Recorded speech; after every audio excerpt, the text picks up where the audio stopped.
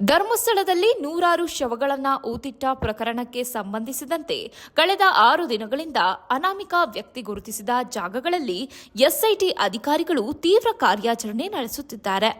6ನೇ ದಿನದ ಶೋಧದಲ್ಲಿ ಪ್ರಕರಣಕ್ಕೆ big twist ಸಿಕ್ಕಿದೆ. ಕಾರ್ಯಾಚರಣೆ ವೇಳೆ 3 ಅಸ್ಥಿಪಂಜರದ ಅವಶೇಷಗಳು ಪತ್ತೆಯಾಗಿವೆ. ದೂರುದಾರೆ ಸುಜಾತ ಭಟ್ ಪರ ವಕೀಲ ಮಂಜುನಾಥ್ ಅವರ ಮಾಹಿತಿ ಪ್ರಕಾರ ಈ ಅವಶೇಷಗಳು 11ನೇ ಪಾಯಿಂಟ್ನಿಂದ 100 ಮೀಟರ್ ದೂರದಲ್ಲಿ ಸಿಕ್ಕಿದ್ದು, ಅದರಲ್ಲೊಂದು ಮಹಿಳೆಗೆ ಸೇರಿದ್ದು ಎಂದು ದೃಢಪಡಿಸಿದ್ದಾರೆ. ಈ ವೇಳೆ ಮಹಿಳೆಯ ಸೀರೆಯೂ ಕೂಡ ಪತ್ತೆಯಾಗಿದೆ. ನಿನ್ನೆ ಪಾಯಿಂಟ್ 11ರ ಬದಲಾಗಿ ಹೊಸ ಜಾಗದಲ್ಲಿ ಶೋಧ ಕಾರ್ಯ ನಡೆಸಲಾಗಿದೆ.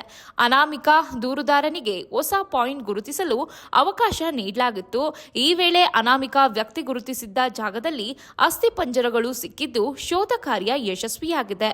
ಎಸ್ಐಟಿ ಮತ್ತು ಶೋಧ ತಂಡದ ಕಾರ್ಯಾಚರಣೆಯನ್ನ ವಕೀಲ ಮಂಜುನಾಥ್ ಅವರು ಶ್ಲಾಘನೀಯ ಎಂದು ಹೇಳಿದ್ದಾರೆ.